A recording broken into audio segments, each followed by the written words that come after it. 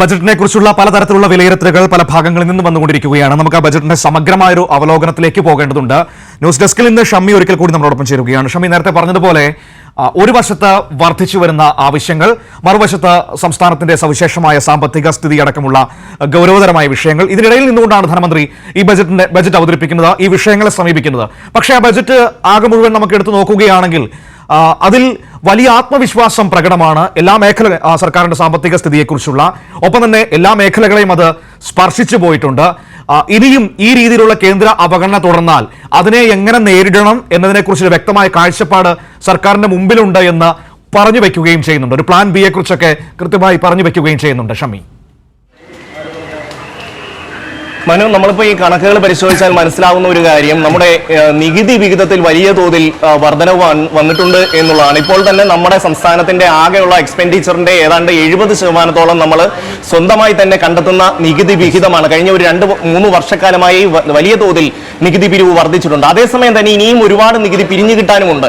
അതിനൊക്കെ ഒരുപാട് പരിമിതികളുള്ള കാര്യങ്ങളാണ്. അതൊക്കെ സാങ്കേതികമായി അറിയാം. പ്രതിപക്ഷം പലപ്പോഴും പറയുന്നത് പോലെ അത്ര എളുപ്പത്തിൽ പിരിച്ചെടുക്കാൻ കഴിയുന്ന നികുതി അല്ല ഇനി പിരിഞ്ഞു വരാനുള്ളത്. എങ്കിൽ പോലും സംസ്ഥാനത്തിന്റെ ഭാഗത്ത് നിന്ന് ചെയ്യാൻ പറ്റുന്നതിന്റെ പരമാവധി ചെയ്യുന്നുണ്ട്. അതേസമയം തന്നെ കേന്ദ്ര സർക്കാരിനെ സംബന്ധിച്ചിടത്തോളം എങ്ങനെ ഈ സംസ്ഥാനങ്ങളെ, പ്രത്യേകിച്ചും പ്രതിപക്ഷം ഭരിക്കുന്ന സംസ്ഥാനങ്ങളെ ഏത് രീതിയിൽ ബുദ്ധിമുട്ടിക്കാം എന്നുള്ളതിനെ സംബന്ധിച്ച് ഗവേഷണം നടത്തുന്ന ഒരു കേന്ദ്ര സർക്കാരാണ് ഇപ്പോൾ കേന്ദ്രം ഭരിക്കുന്നത് എന്നുള്ള കാര്യത്തിൽ തർക്കമില്ല.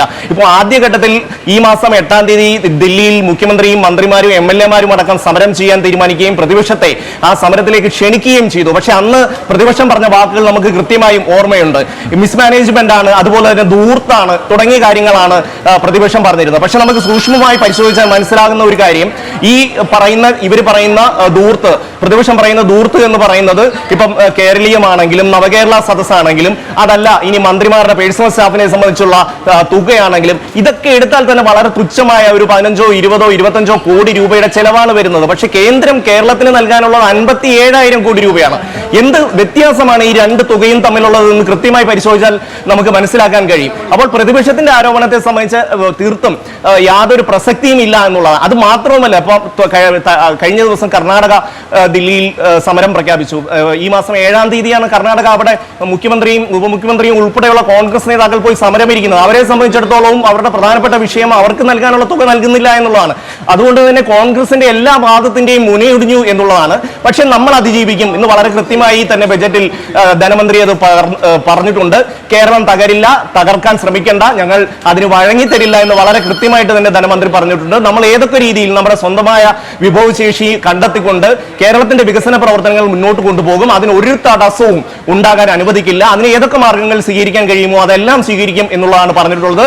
ഇതിന്റെ അകത്ത് സംസ്ഥാനത്തെ ഓരോ മേഖലയ്ക്കും പണം വകയിരുത്തിയിട്ടുള്ളതിനെ സംബന്ധിച്ച് നമ്മൾ എടുത്ത് പരിശോധിച്ചാൽ ഹജ്ജ് തീർത്ഥാടനത്തിന് വരെ 1 കോടി രൂപ വകയിരുത്താൻ ഈ ബജറ്റിൽ കഴിഞ്ഞിട്ടുണ്ട് എന്നുള്ളതാണ്. അതുപോലെ തന്നെ KSRTCക്ക് ഏതാണ്ട് 150 കോടി രൂപ നൽകിയിട്ടുണ്ട്. ഉന്നത വിദ്യാഭ്യാസ മേഖലയ്ക്ക് പ്രത്യേകമായി തന്നെ പണം വകയിരുത്തുന്നുണ്ട്. അതുപോലെ തന്നെ പൊതുവിദ്യാഭ്യാസത്തിനുള്ള പൈസയിൽ ഒരു കുറവും വരുത്തിയിട്ടില്ല. കുട്ടികളുടെ സൗജന്യ യൂണിഫോമിന് ഏതാണ്ട് 90 കോടി രൂപ വകയിരുത്തിയിട്ടുണ്ട്. അങ്ങനെ നമ്മൾ എടുത്ത് പരിശോധിച്ച് കഴിഞ്ഞാൽ കയർ മേഖലയ്ക്ക് കുട്ടനാടിന്റെ വികസനത്തിന് 100 കോടി രൂപ അനുവദിക്കാൻ ഗവൺമെന്റ് ഈ ബജറ്റിൽ തയ്യാറായിട്ടുണ്ട്. ഓരോ ജില്ലയിലും ഓരോ മോഡൽ സ്കൂളുകൾ, മാതൃകാ വിദ്യാലയങ്ങൾ ആരംഭിക്കുമെന്ന് സർക്കാർ പറയുന്നുണ്ട്. അങ്ങനെ എല്ലാമേ നമ്മുടെ ജീവിതത്തിന്റെ സമസ്ത മേഖലകളെയും സ്പർശിക്കുന്ന, അതിനെല്ലാം ഒരു കൈ താങ്ങ് നൽകുന്ന ഒരു ബജറ്റാണ് ഇത് എന്നുള്ള കാര്യത്തിൽ സംശയമില്ല. പക്ഷേ ഇതിന്റെ പണം കണ്ടെത്തുക എന്നുള്ളത് സർക്കാരിനെ സംബന്ധിച്ചും ധനകാര്യമന്ത്രിയെ സംബന്ധിച്ചും ഏറെ ബുദ്ധിമുട്ട് സൃഷ്ടിക്കുന്ന ഒരു കാര്യമാണ്.